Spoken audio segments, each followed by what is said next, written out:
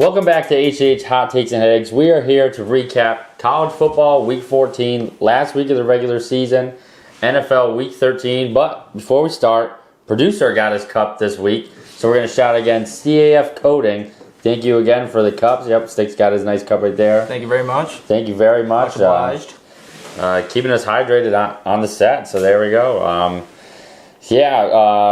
Good weekend. We had a long weekend of football starting from Thanksgiving and stuff. So a lot of news going on in college football, and that's where we'll start. Lane Kiffin today accepts the LSU job. Was told he will not be allowed to coach Ole Miss. Pete Golden will step in, the defensive coordinator, to take over as the Ole Miss head coach of the future. There's not even an interim. He is now the head coach. 4 guys are going with Kiffin already.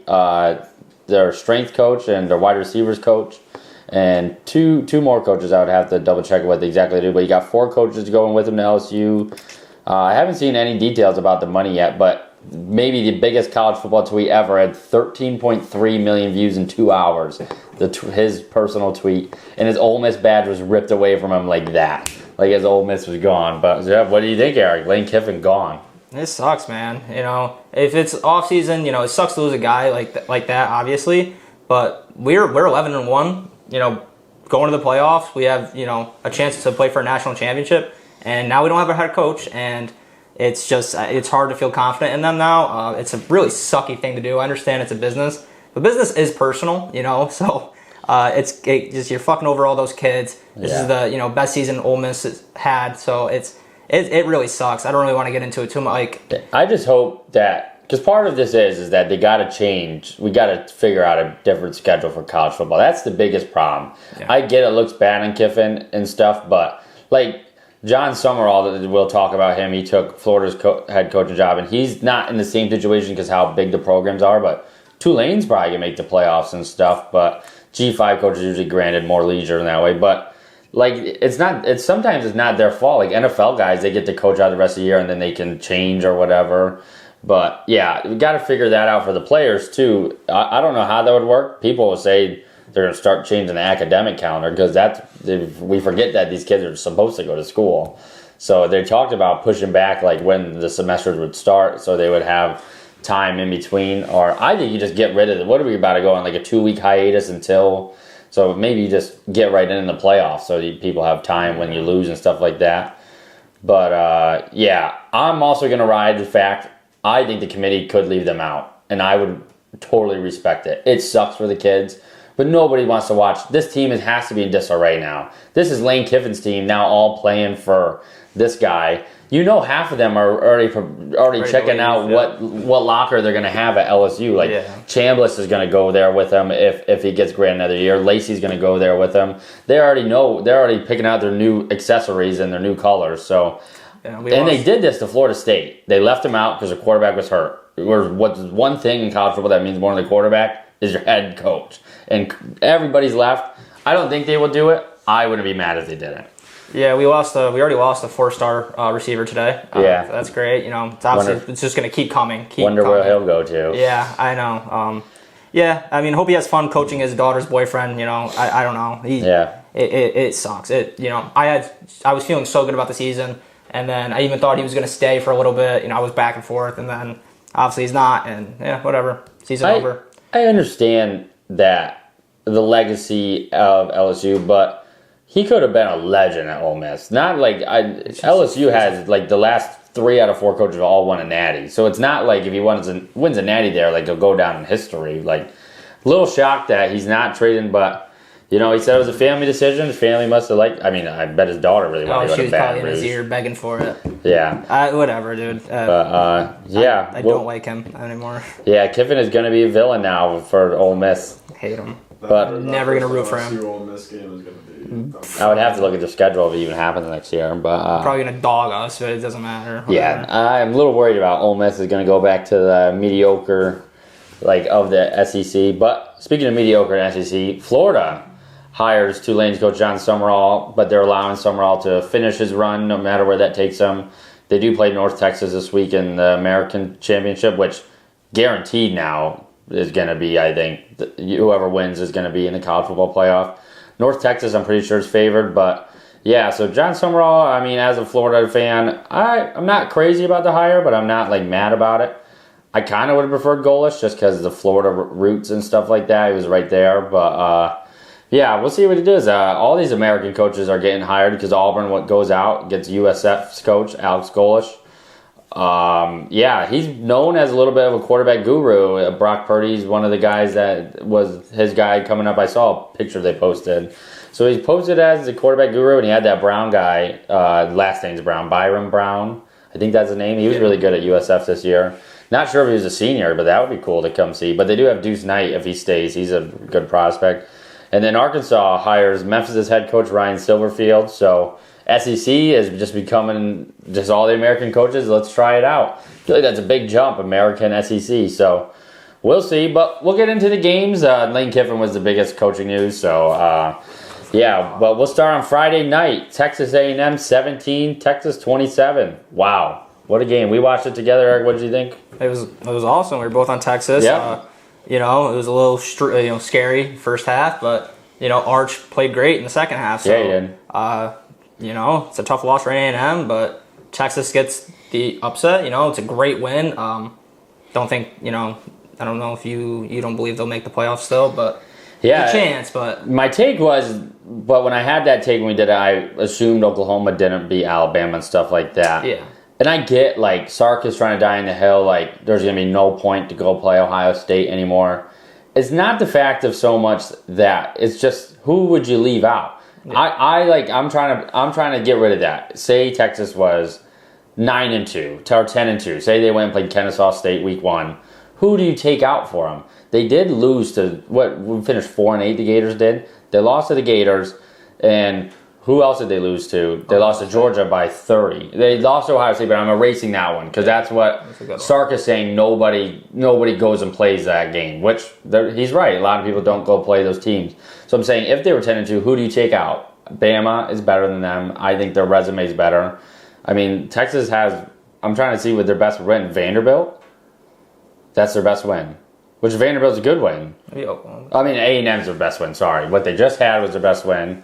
They beat Oklahoma. So they do have 3 ranked wins. So they do have a strong resume. But, yeah, it would be a whole mess if they were 10-2. So maybe he is going to get screwed playing Ohio State. I just don't know who you take out. That's my only thing. Like, what... Like, I think they're probably a top 12 team. You just throw them down on the mat. Yes, but the way it's structured, you got to be top 10. Yeah, so no, I agree. Yeah, but you got to fight for your guys. I get what Sark's saying. I hope it doesn't ruin, like... I hope they don't say, like, we're never going to do that again. First of all, Texas and Ohio State play week 1 again next year, just in Texas again. So he's doing it again, and we'll see. Maybe they pull out of it because they don't make it. I don't know. I hope that doesn't happen. But good win for Texas. I think they're just in a weird spot where they can't make it because there's so many 10-2 teams right now. And, yeah, but we'll move on to the game. We all watched this one together. Ohio State 27, Michigan 9. Yeah, Ohio State is just a better team.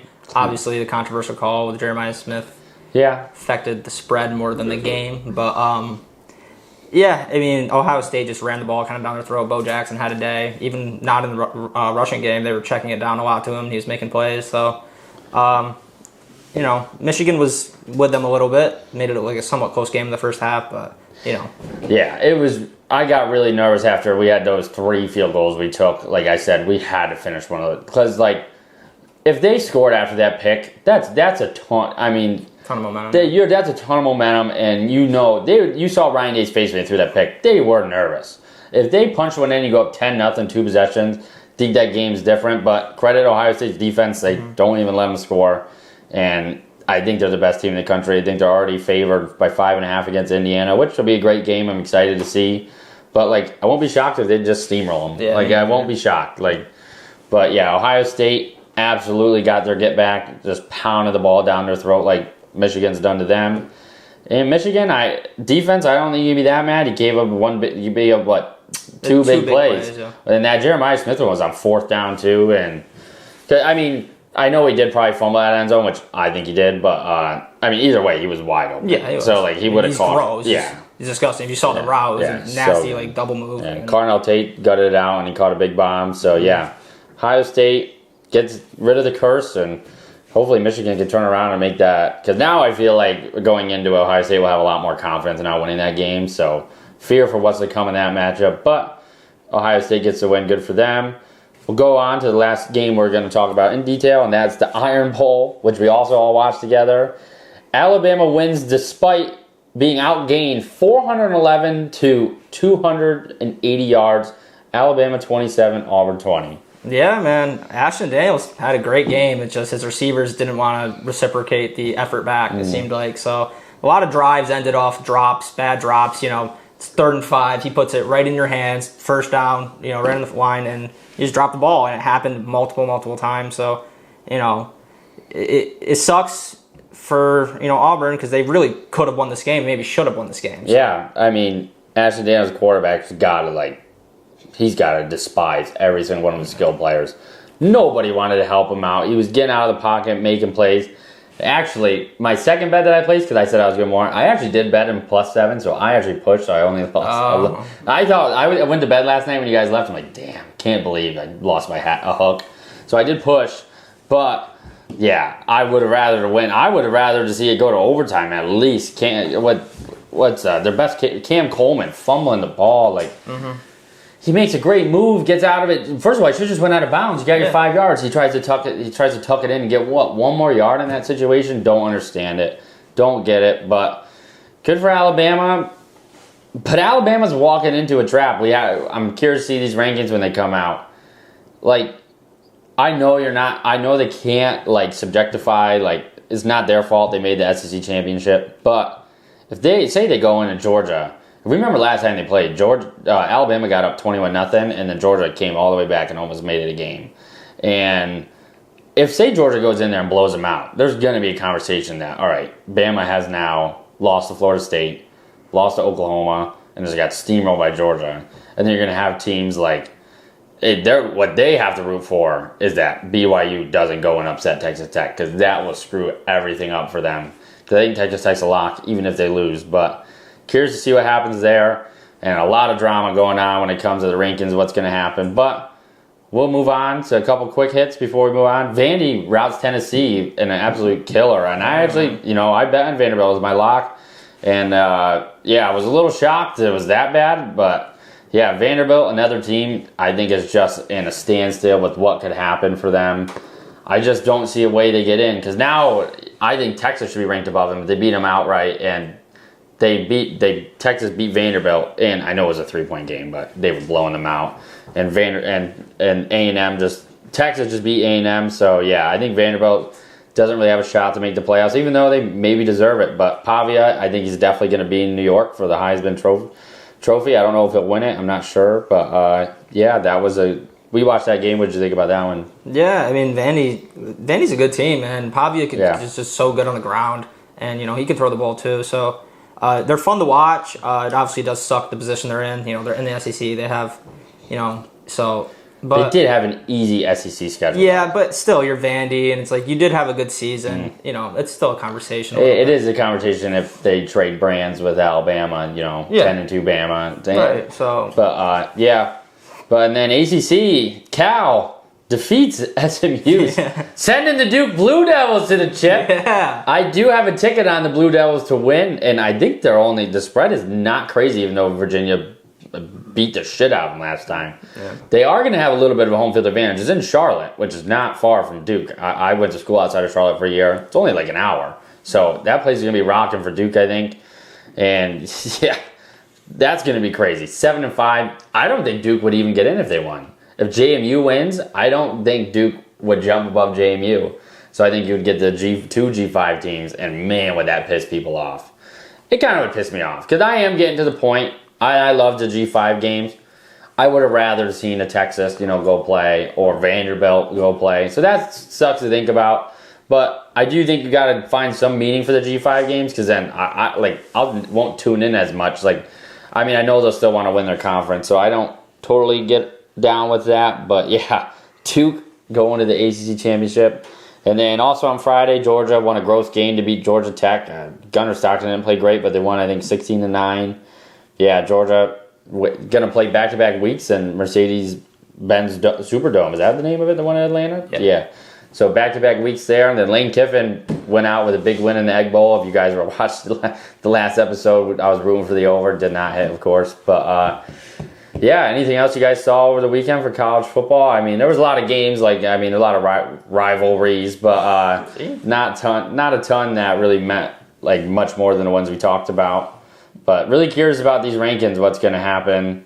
Because BYU went out there, blew out UCF, so they're 11-1. Also, their coach, Sataki, is he's the lead guy, I guess, for Penn State, which is going to be shocking because a lot of coaches from BYU don't leave because, that culture they have, the Mormon culture. Because he's actually, he played at BYU. But I guess he's really thinking about it. I guess if you think you're good enough, who wouldn't want to win a title? Yeah, Oklahoma won an absolute... in Oklahoma fashion. One big play, that's all they needed. And, Utah won. They're 10-2 at fifth. I think the AP poll came out. They were 15 in the AP poll. AP poll is so stupid. Texas has to be above Vanderbilt. There's no way that. Then you're punishing Texas for playing Ohio State. So that doesn't make any sense. Mm-hmm. But they do have Notre Dame above Miami. That's going to be the big one everybody's going to talk about. Notre Dame steamrolled Stanford 49-20. So, yeah, college football, I mean, these rankings are where they really mean a lot, but excited for conference championships. Big JMU fan. I got a ticket at plus 200. They're minus 1,600 on the money line. So this would be a terrible beat. Yeah. They're playing Troy as 21.5-point favorite. So, not going to say they already won, but come on.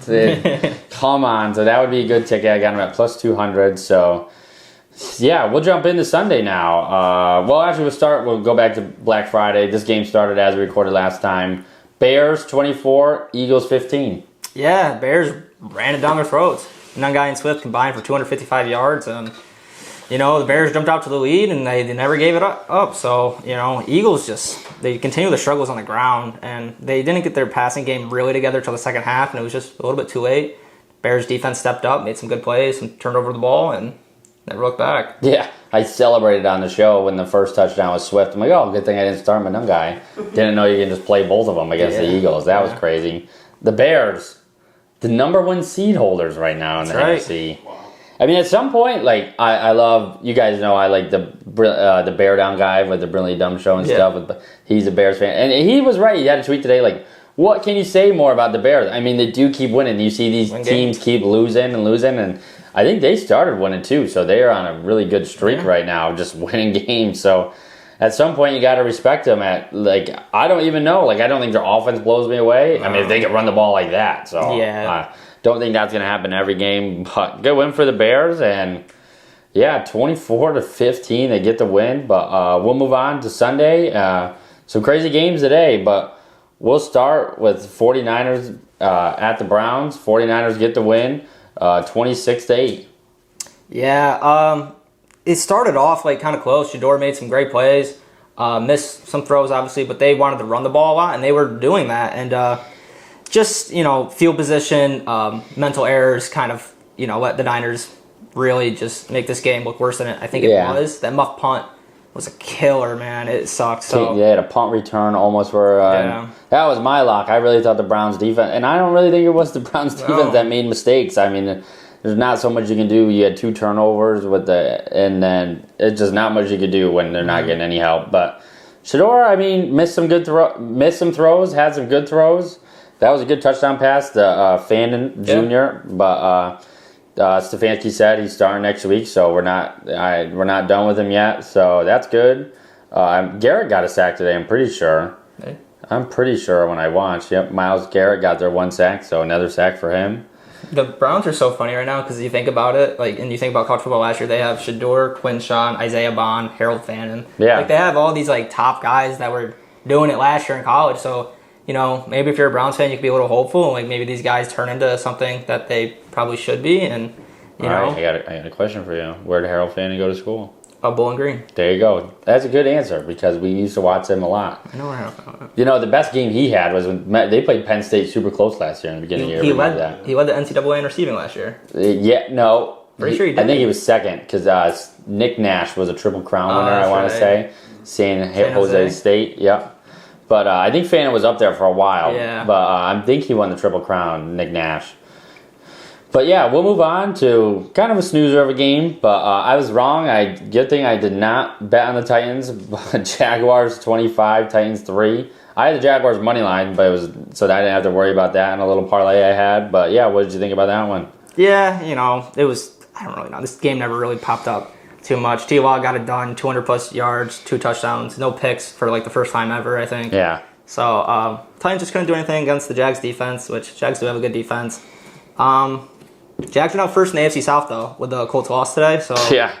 They're having a good season. They're a little bit like the Bears in my mind. They just win games. So, if they can keep doing that, Jacoby Myers seems like he's the clear one, even with BTJ back. I mean, just one of the downfalls of the year. Like anybody else besides BTJ. And I don't know. I didn't watch the game crazy today either, but Cam Ward, I mean, he had a fumble today, but he hasn't been, he didn't really make a mistake. I don't. It's just who you throwing the ball to. Yeah, he can't really do much. I mean, Gunnar Helm had 6 catches, so he likes his tight ends right now, but when Tyler Spears has 6 catches too. They can't run the ball either. Yeah. They only ran it, technically, 14 times there, so. I mean, they were losing, so the game script, calls for that, but. I mean, their defense did shut down the Jacksonville's running game, but. Yeah. Which is what I thought would be the opposite, so. I don't know. They did have 2 turnovers, the Titans did, so that doesn't help. But, yeah, Jazz get it done first in the AFC South. And, yeah, we'll go right to that game. That meant a lot in the AFC South. Texans 20, Colts 16. C.J. Stroud was back today. And he looked all right. What did you think about that one? Yeah, the Texans defense just did what they had to do, and that was shut down Jonathan Taylor. The Colts are 1-4 when Jonathan Taylor doesn't score a touchdown. Yeah. So listen, if he's not doing his normal thing, which he hasn't done in the last 3 weeks, Colts lose, so that's a little worrisome if you're a Colts fan going to the playoffs. If you guys can't run the ball, it doesn't look good. And obviously, you had Danny Dimes with his fractured fibula. He had something with fibula or something. Yeah. But, it's just, you need JT to win games, and the Texans defense are very, very good, and they did what they were supposed to. Stroud looked good, I thought. He made some throws. They need to score the ball more when they're in the red zone, but other than that, I think he did a good job, so. Yeah, not gonna lie, I'm a little worried the Colts might not even make the playoffs. Their schedule's tough to end the year. They get the Jags this week, which if they win that, change my mind completely because they're back in first. Then you got to go to Seattle, and that defense is going to shut down JT, I think. Then you play the Niners, who are good. Then you play the Jags again. Then you play the Texans in Houston. So Texans are on a game back from them too. So. Yeah, so that division has now caught up to them, but. Yeah, not too. It's not even like Daniel Jones plays bad, but it's they're right. There's no explosives without JT getting in the run game. I agree with you. There's just nothing special happening. No. But yeah. Sauce did go down too. Yeah, Sauce went down. That was a key one. So monitor that. I don't know how severe it was. Yeah, he was hobbling off the field. I saw a suspicion on Twitter that it was an Achilles injury, which obviously is just a suspicion. But they mentioned how Therese Halliburton immediately looked back to see if somebody kicked him in the back of the leg, and they said Sauce did the same thing. I saw that too. Which is terrible at Colts. You just traded all that for him, and this was. And I know you're thinking, we got a couple of years with him, but this was the year that you kind of felt like you're definitely going to be in the playoffs, which is not guaranteed, but you're in a good spot, so that stinks. But we'll move on. We'll go to Miami. Saints covered. Saints 17, Dolphins 21. You had this. You talked about you would have took the Saints here. I didn't bet on this game, but Dolphins 21, Saints 17. Yeah, the Dolphins kind of started off hot. I thought they were gonna run away with it. I can't remember. It was 14-0 maybe, or they got up. They got up 16-0 in the first half. Yeah, and then Howard Shuck kind of. I mean, he looked bad, though, in the first half. He did. Some turnovers. Miami's defense did really well today. They've been stepping it up. But, the Olave connection, was there. He's throwing the ball a lot to Delon Bailey. Yeah. He's a dog, so I think he used to be on the Broncos. Yeah. I might be wrong. It was actually kind of thrilling at the end. Saints went for that onside kick, and they got it. Post-review. Don't know how, but... Yeah, what and then... They made a run, and Dolphins defense stepped up in that spot where they should have, and they got the win. So, good for the Fins. They're still alive, so... Yeah, McDaniels has had a change of course. He wants to run the ball now. I don't think he trusts Tua at all, and why would you? 157 and a pick. Yeah. A-Chain had 22 carries for 134. He keeps doing his thing. No catches, though, which is shocking for A-Chain. But, Tua also had a fumble, but it was recovered by them. So, Tua not a great performance, but they get the win, and they're 5-7 now with. I don't think they got crazy games coming up. They got the Jets next week. Yeah, they got the Jets, and then the Steelers seem to be in a weird spot. Actually, that's kind of tough. Yeah, Joe Burrow's back, so and then you got the Bucks. Bengals, Bucks. Yeah, and Pats. So they could win the next 2 games and be 7-7 and think they have life, but then I think they would shut down. But anything, I think it's enough. McDaniel will definitely be back next year. But we'll move on. Where am I now? Yep, now we're going to go to Sticks Jets to get the win. 27, Falcons 24. Man, just brutal. Brutal. Man, Tyrod got it done, I guess. They took advantage of punt returns. That Isaiah Williams guy, he's good at returning the ball. That's that's your guys' offense at this point. Man, but there was one play, man, 3rd and 9. I think it was 2 minutes left. Tyrod's getting hit. The ball is like fluttering in the fucking air.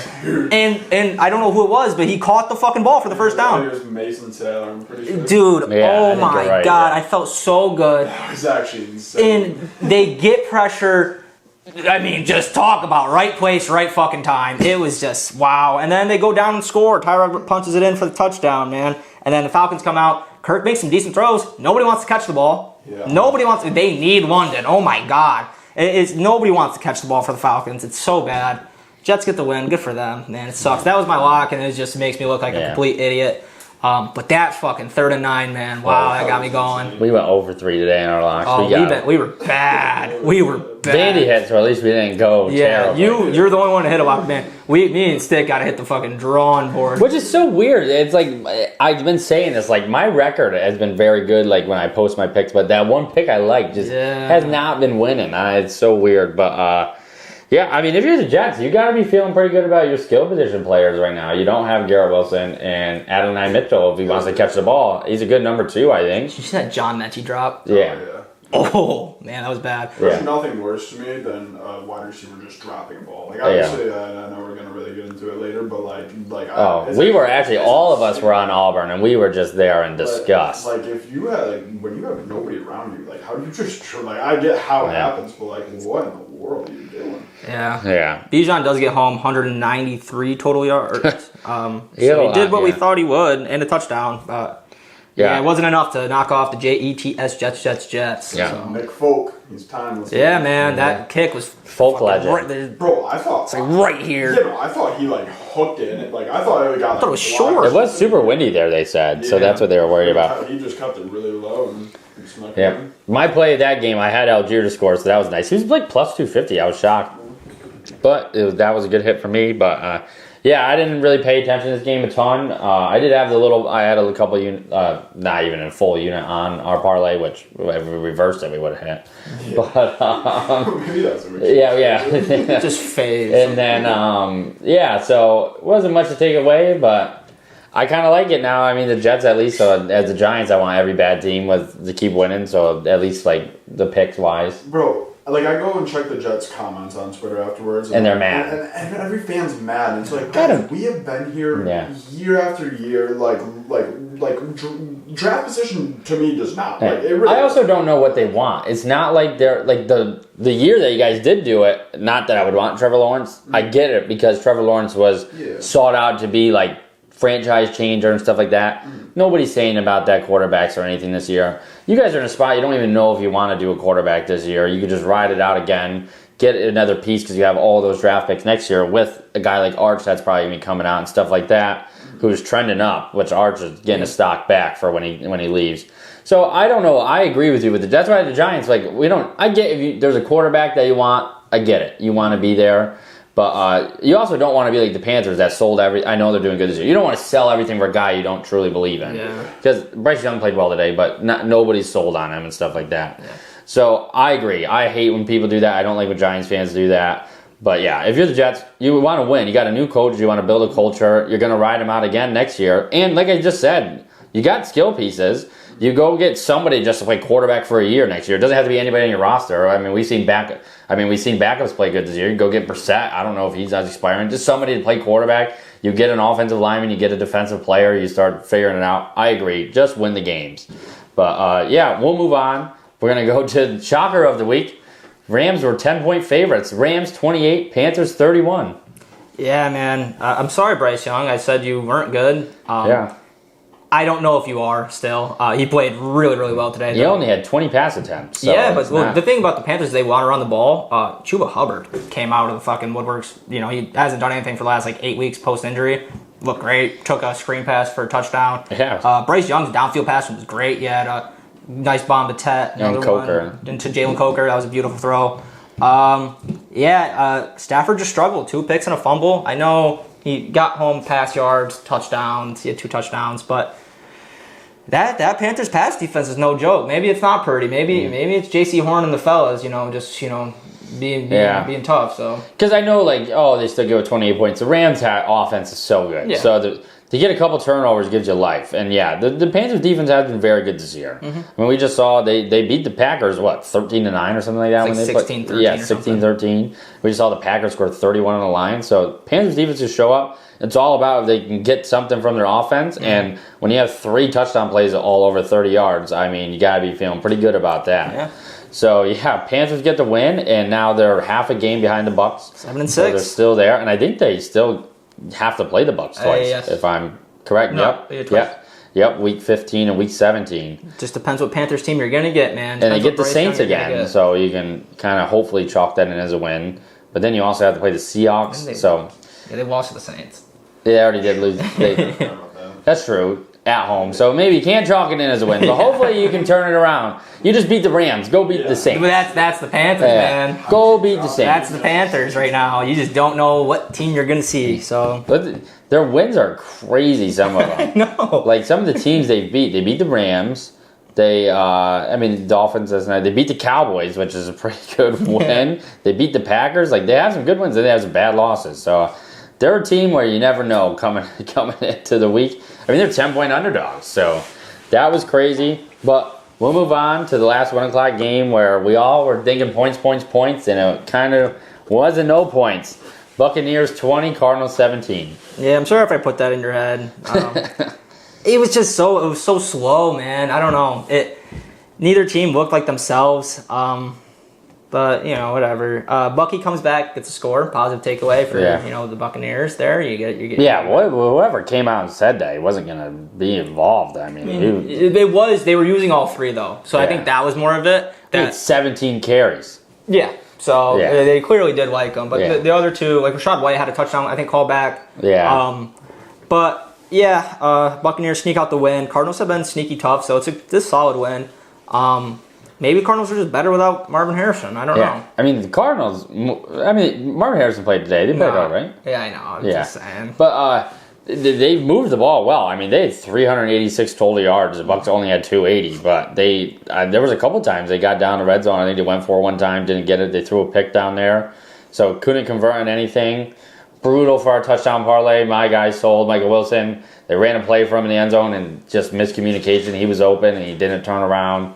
Brutal. But I mean, the Cardinals were I had the Cardinals plus 3.5, so that was a good thing they covered. But yeah, Brissett 301 yards, so it's it's not he is better than Kyler Murray for sure. And yeah, but what are they now? They were talking about today 0-6 now with games with 4 points or less really? Settled by. So that's bad. Feels like they're there and they're just not there. But I kind of thought that game was going to be really fun to watch. It didn't turn out to be like that. Mm-hmm. But that's it for the 1 o'clock games. And we'll move on to probably my worst pick of the weekend was the Vikings. Vikings 0, Seahawks 26. Yeah, man. I was saying Brosmer's walking into a buzzsaw, and that it was. Yeah. He threw 4 picks and maybe the worst pick 6 of all time. 4th down. He's trying to get. I don't know if he's trying to put the ball in play. This 4th down is also. It's in red zone. Was it 0-0 or 3-0 Seahawks? It was close. At the beginning of the game, and I'm they score this, I'm golden. That's a lot of points. Yeah. And he rolls out, gets sacked. You remember that Carson Palmer play? It was 4th and 1, and they tried to run where you do the and Madden's HB flat, where you fake it to him and then you pull it and you run with him and you throw it. Yeah. And then Seahawks didn't bite for it. And he tries to run away, and instead of just taking the sack and would just let your defense play, who did play all right, Sam Darnold only had 128 yards. He just hoop, He's not even looking. He's facing the end zone where they're about to score, actually. What were you thinking? I know PJ Fleck did not let that happen at Minnesota, so I don't know where he learned that. Yeah, and then to the house from there. Yeah, 4 interceptions he threw. Yeah. What a joke. Aaron Jones had a fumble. I mean, how do you expect to win a game like that? No, you can't. Can't. But Seahawks, 9-3. So what? They're tied with the best record in the NFC too, but they're below the Rams because head-to-head. And I don't know how the Bears have it, but the Bears have it. But Seahawks are now that game's gonna mean a ton. They needed the Rams to lose, so when they go play them again, see the Seahawks schedule. I remember it being so really tough. They got the Falcons, which with Kirk Cousins they should dog walk them, and then they got the Colts, which could be tough, but that's a good matchup for them since they can stop the run. Then you get the Rams, that's a huge game, and then you got the Panthers, and then you got the 49ers. So I wouldn't be shocked if you look up and see the Seahawks got the bye. Like, that defense is good. Yeah, defense is good. good. Win all those games, so. Good for Sammy D for going in and just saying, "Hey, O'Connell, you should have offered me a couple more years." You see them talk at the end of the game? Yeah, didn't look great. They offered Sammy D to stay, but only 1 year, and he was like, "I think I played better than that last year." Yeah, which he's showing. I mean, he's on a 9-3 team with a great defense. So, yeah, good for the Seahawks. And we'll move on to a game that we were on the right. I was on the right side of. Chargers 31, Raiders 14. I had the team total over, and Chargers get it done.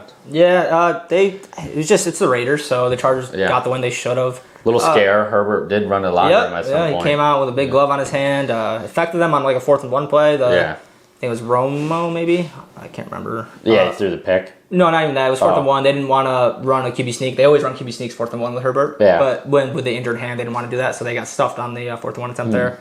But Kamani Vidal broke off a huge touchdown run, and then it was kind of close at that point, but since there, it was just Raiders had no life. Only thing Raiders have going for them is Brock Bowers. Oh, that touchdown catch was nasty. Yes, that second one. I don't know how that ball. He looked like a second baseman, just bad throw. He just scooped it off the ground. He is crazy.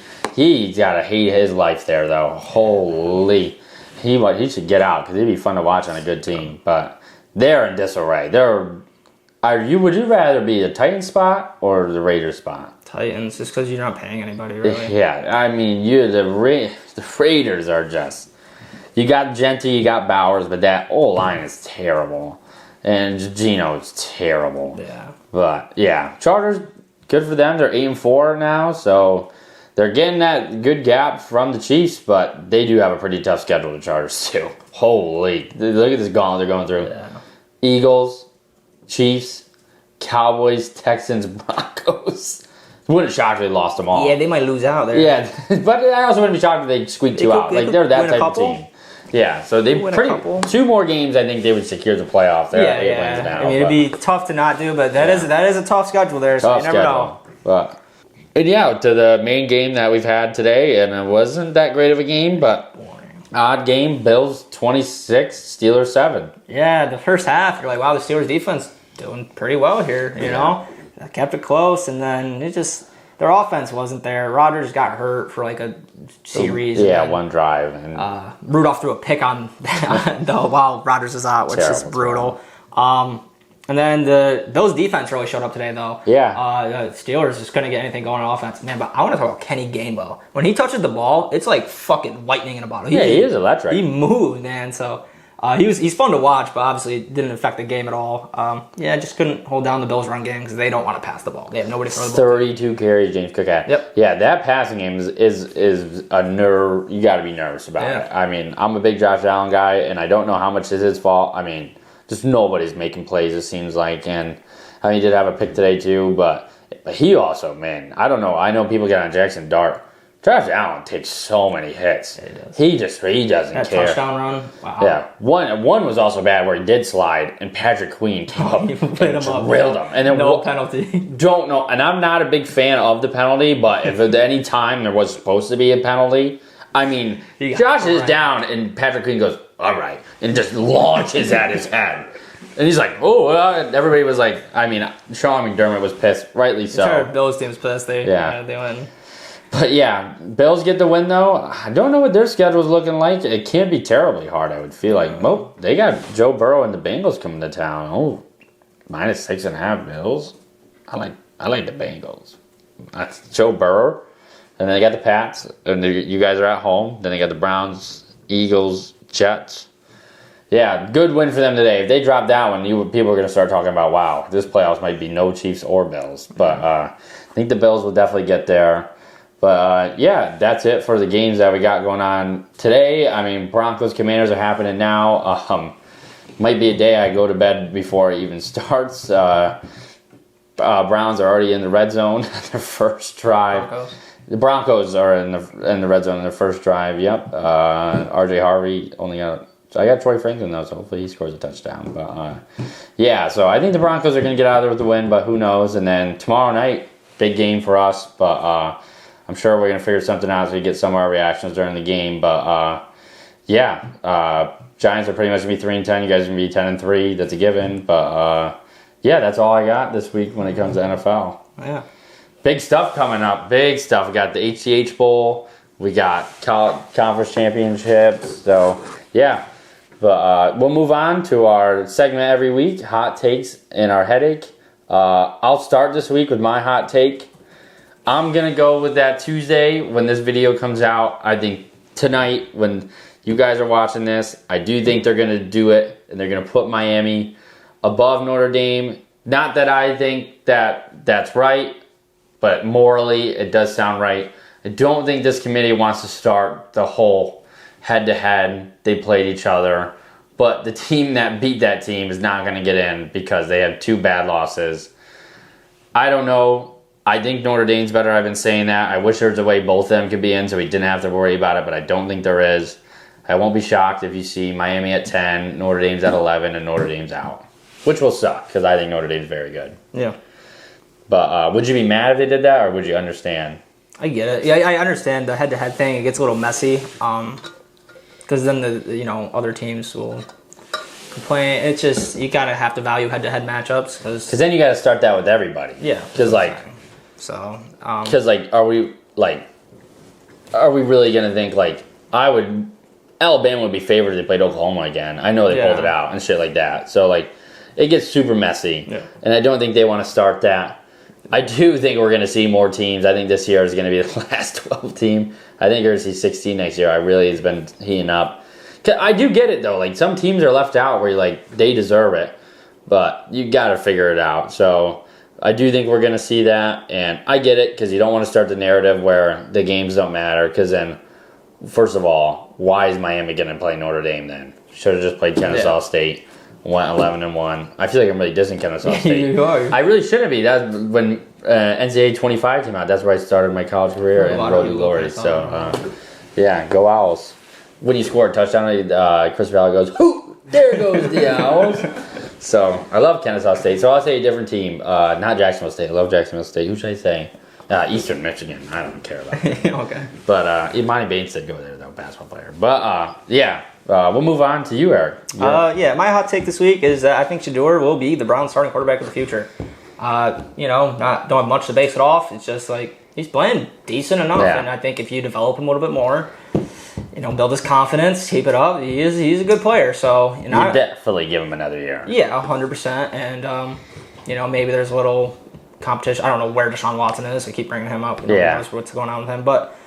It's just the Browns have been trying to find a quarterback forever, and if you give up on him now, it's just when are you ever going to do it? Yeah. So, it's just... I think you fire Stefanski I do too. And get somebody else in there. He pisses me off, man. He doesn't like Shedeur, and he doesn't like anybody. He doesn't even hide it. Uh-huh. So, my one thing is about the Shedeur thing is that nobody, what I said is about the Jets. Nobody this year, the quarterback, anybody's sold. It's not like we're hearing about a name that everybody wants. So, but I guess you could have said that about last year. I mean, Cam Ward kind of, but when it came to the big board, he wasn't rated that high. I think it's going to be the same way this year. I think everybody's thinking Dante Moore is going to go first, which it could be great. I'm not sure, but it's not like he's not even in the Heisman talk. I mean, years past, we knew who, there's been years where we know who's going to be. There's always a shocker. The year Zach Wilson randomly got drafted second. But Trevor Lawrence was hands down going to be the first overall pick and stuff like that. And everybody knows what's coming after. You're going to have Arch. You're going to have Ty Stimson and stuff like that. Guys that are spinning the rock right now.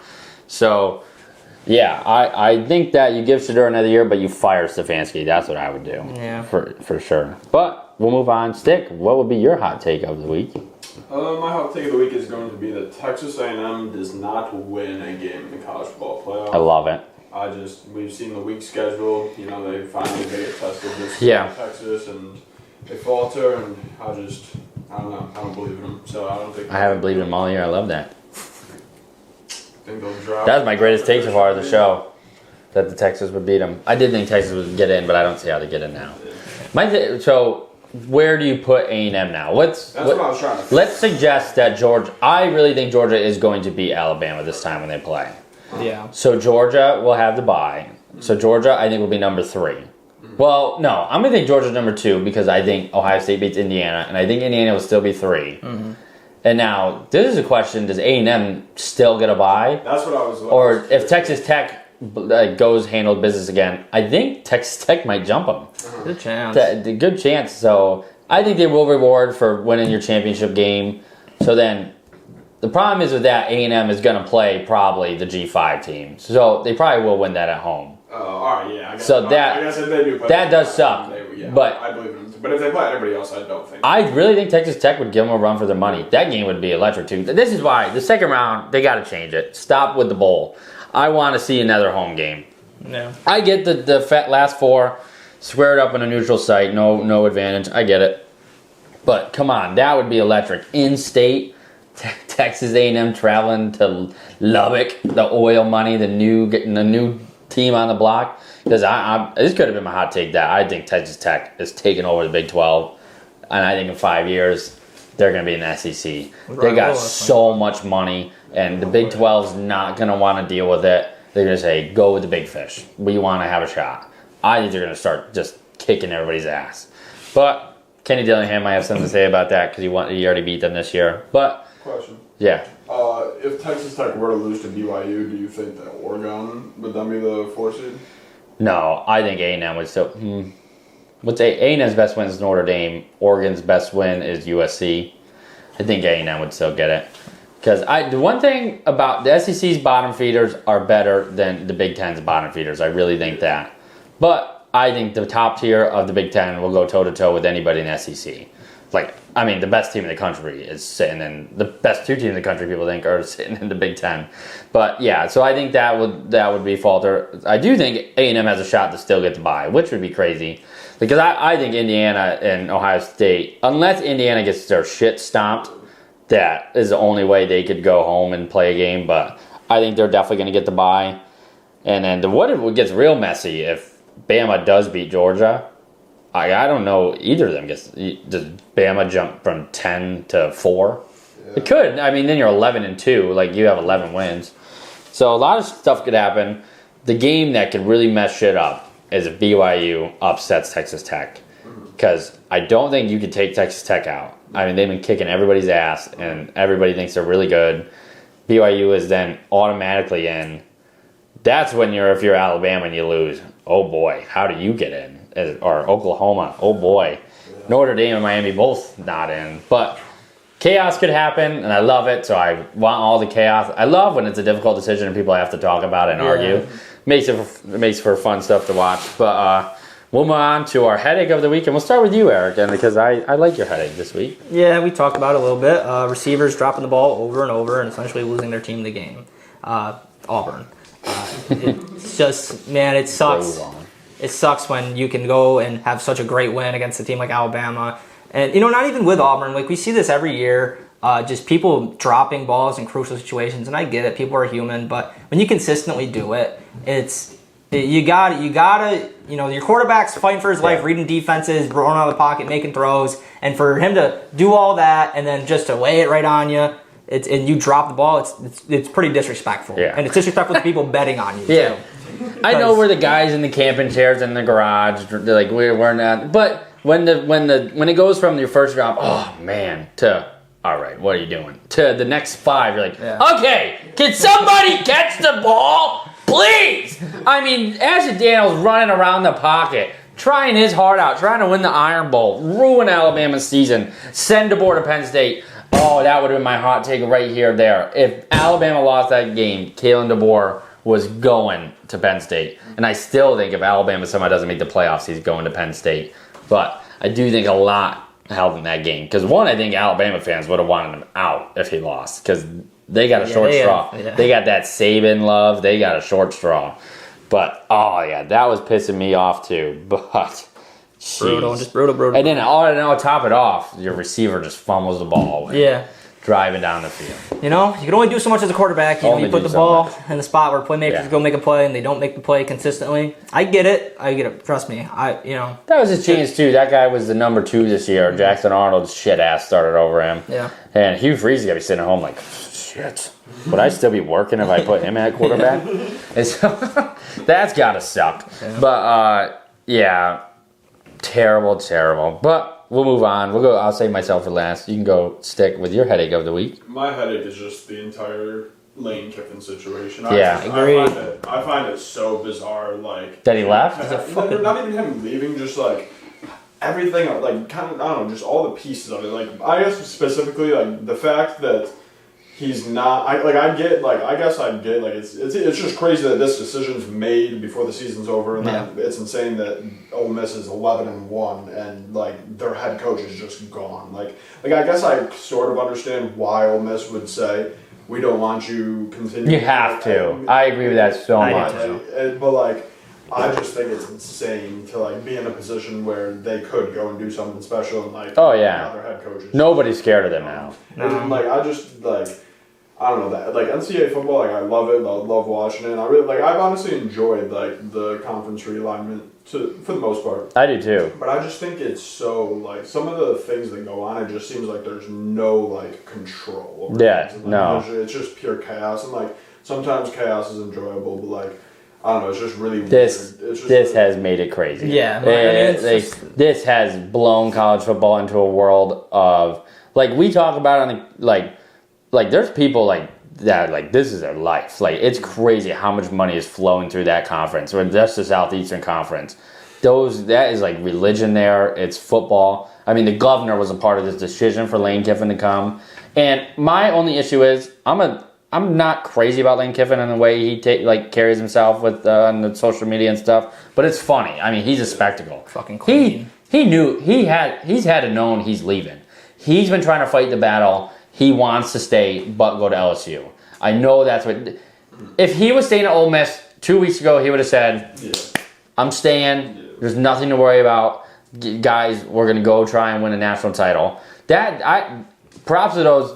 Like that's what I was worried about in the Egg Bowl. Props to those. I guess they're younger, they're not kids, but props to those players because all that drama going on, and you still went out there and win these games, And, there's Deuce Robinson's a guy that has a TikTok. I think his name's Deuce Robinson. He caught that big touchdown. He actually has been pretty cool. Like, if you go watch his TikToks and stuff talking about it. It's been crazy. You just don't know if he's staying, don't know if he's leaving. You never know. And to the point of, if he decided to leave but was able to coach throughout the playoff, how do you feel as a player, It's like, hey guys, I'm going to be here. We're going to try to make a run for the national championship, but as soon as we're done, I'm leaving. It's just a shit situation. My thing is about it too. How is he going to get up in front of LSU now and say, "I'm here, I want it"? Because what happens when Alabama's job comes open? Yeah. That's where he started. That's where I think he really wants to be. He's just gonna. I think he'll just more money too. Just pack it in. What happens when Texas opens another huge job? He's gonna be in the name again because is he a diva? That's what he's known for. He's the first. That's a bad look too. And he said something like, "What are you gonna do to say something to the kid right after the game and then you leave?" Yeah. What? That's no crazy. Loyalty, bro. These hosts show no loyalty. The only thing I didn't agree with what Ole Miss did, don't let him coach. I totally agree with that. And every coach that wants to leave, don't let him be a part of it. Because there is a slim chance that you do go win. Yeah. And you don't want Kiffin to be... Imagine Kiffin's face win a national title. Yeah, actually, I'm going to Baton Rouge tomorrow to go coach. That would look so stupid. But the only thing I didn't agree with, Keith Carter's the AD, and I don't know the chancellor, they didn't let Kiffin go to the meeting and talk to the players. I think that was kind of ludicrous. I know there's going to be bad blood, and I get that you didn't want him to leave and stuff like that. But he did put a lot of time in there, and at least let him go talk to him. Because sad to say, at least 5 to 10 of them are going with him. I mean, sorry. So at least get him to go talk to the players, but Kiffin said that was his choice, didn't let him go to the meeting. And Kiffin basically said the reason it took this long, he was fighting the fight to try to coach. He's known he was leaving. And I don't know, he's going to claim it wasn't until after the Egg Bowl, but he said, the guy, did you see all the memes? I think Marty Smith's his name. It was like, did they let this guy go take a shower? Because I guess all night, I turned SportsCenter off. Yeah. All night, he was there on SportsCenter and Scott Van Pelt in the same suit, same room. Yeah, no news yet. He did that from 9 in the morning. Yeah, and then he the only way he got to talk to Lane, he chased him down into airport. And Lane Kiffin in the interview goes, yeah, that was crazy. He just blew past like fire and trucks and stuff to just come talk to me. And like, I was waiting all day. I was waiting all day, man. Yeah, 2 days. So shout out Marty Smith. All the he was waiting to break that news. All the memes were like, did he sleep in his car? Did he get a hotel room? He was in a new suit today, so at least he got the shower, I think. But yeah, I do agree. I mean, it was fascinating to watch, but sad to say, if they don't fix the calendar, this is not going to be the first time something like this happens. I don't think anything would be as big as Kiffin just because the way he acts and the presence that he has. But Kiffin is the first person ever to be the head coach of 3 SEC teams. He did 6 years at Ole Miss, and he only did 1 at Tennessee, and then he left. So maybe he'll be a 4th. I don't know if is he really there to stay forever. I'm curious about that. But what does he want? I mean, he wants a national championship. Got a chance this year. I know he is throwing. He must really feel that the chance was a Cinderella story. Like he has to feel that this is not going to happen again. And it's sad, but LSU. I mean, they're going to give you everything you want there. But I feel like Ole Miss was doing that too. And the one thing, if you're an Ole Miss fan, you can feel better. Is that these guys are going to want to show, like, it was part of us, too. We were doing the right things off the field. So that's going to be big. All right, moving on from Lane Kiffin, we'll get into my headache of the week. And my headache is going to be the booth reviews we saw this week. I'm a big fan of the booth review. I think if you can review it, we talked about this one week when Stick said it, everything should be able to review quick. Everything you can see on the camera, it's usually black and white. But the ones where announcers are all like, oh yeah, like we're going to start Friday night, Black Friday game. We're all in Texas. We're watching the game. And Texas A&M's driving down 10 with like 5 minutes to go. And it was 3rd down and clearly short. Yeah. On the field, they gave him a 1st down. They're reviewing it for way too long. And we thought, all the announcers, like, I think it was Greg McElroy did that game. Oh, it's got to be clocked. We're figuring out the clock. Because it's a lot. The time matters a lot. This guy is turned around. The wall's the first down. The wall's the 1st down. He's tackled back here. They get out of it. Ruling on the field, upheld, 1st down, Texas A&M. Did Vegas call yet? Where? That was terrible. That was awful. And then it got to, and this is all against, so maybe we're biased because we were on these sides. But the call in the Michigan game, you knew something happened if you went to review it.